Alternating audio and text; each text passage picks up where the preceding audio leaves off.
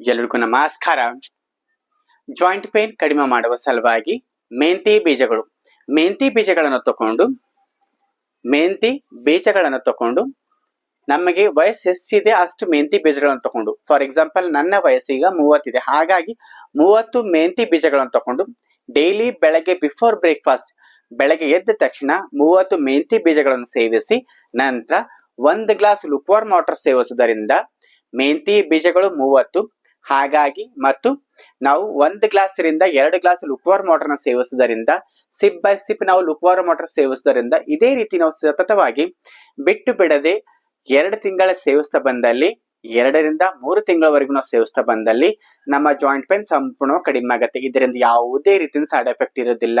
ನಮಗೆ ಇಮ್ಯುನಿಟಿ ಬೂಸ್ಟ್ ಆಗುತ್ತೆ, digestion capacity ಚೆನ್ನಾಗುತ್ತೆ ಮತ್ತು ಕಾನ್ಸ್ಟಿಪೇಷನ್ ಎಲ್ಲ ಸಂಪೂರ್ಣ ಹೊರಟು ಹೋಗುತ್ತೆ. ಮತ್ತು ನಮಗೆ ಯಾವುದೇ ರೀತಿಯಂತ ನಮ್ಮಲ್ಲಿ ಇಂಟೆಸ್ಟೈನ್ ಅಲ್ಲಿ ಸ್ಮಾಲ್ ಇಂಟೆಸ್ಟೈನ್ ಅಲ್ಲಿ ಆಗಿರ್ಬೋದು ಅಥವಾ ಲಾರ್ಜ್ ಇಂಟೆಸ್ಟೈನ್ ಆಗಿರ್ಬೋದು ಯಾವುದೇ ರೀತಿಯಂತ ಮಲ ಇದ್ರೂ ಕೂಡ ಸಂಪೂರ್ಣ ಹೊರಟು ಹೋಗ್ಬಿಟ್ಟು ಮತ್ತು ನಮ್ಮ ಜಾಯಿಂಟ್ ಪೇನ್ ಅಲ್ಲಿ ಗ್ಯಾಸ್ ಇರ್ಬೋದು ಏನೇ ಇದ್ರೂ ಕೂಡ ಸಂಪೂರ್ಣ ಹೊರಟು ಹೋಗಿ ನಮ್ಮ ಮೊಳಕಾಲಿನ ಜಾಯಿಂಟ್ ಪೇನ್ ಸಂಪೂರ್ಣ ಕಡಿಮೆ ಆಗತ್ತೆ.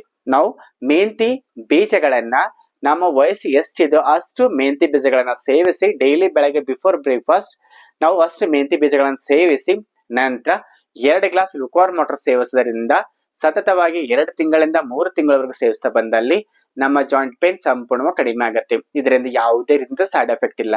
ಹಾಗಾಗಿ ಈ ಮೆಂತಿ ಬೀಜಗಳಿಂದ ನಾವು ಸೇವಿಸೋದ್ರಿಂದ ನಮ್ಮ ಜಾಯಿಂಟ್ ಪೇನ್ ಮೊಳಕಾಲು ನೋವಾಗಿರ್ಬೋದು ಅಥವಾ ಶೋಲ್ಡರ್ ನೋವಾಗಿರ್ಬೋದು ಅಥವಾ ಆಂಕಲ್ ನೋವಾಗಿರ್ಬೋದು ಯಾವುದೇ ರೀತಿಯ ಜಾಯಿಂಟ್ ಪೇನ್ ಇದ್ರೂ ಕೂಡ ಸಂಪೂರ್ಣ ಕಡಿಮೆ ಆಗುತ್ತೆ. ಹಾಗಾಗಿ ಈ ಮೆಂತಿ ಬೀಜಗಳ ಹೆಲ್ತ್ ಟಿಪ್ಸ್ ನಿಮ್ಗೆ ಇಷ್ಟವಾದಲ್ಲಿ ಇದೇ ರೀತಿ ಮತ್ತಷ್ಟು ಹೆಲ್ತ್ ವಿಡಿಯೋಗಳಿಗಾಗಿ ಲೈಕ್ ಮಾಡಿ ಮತ್ತು ಶೇರ್ ಮಾಡಿ ಮತ್ತು ಕಮೆಂಟ್ ಮಾಡಿ. ಧನ್ಯವಾದಗಳು.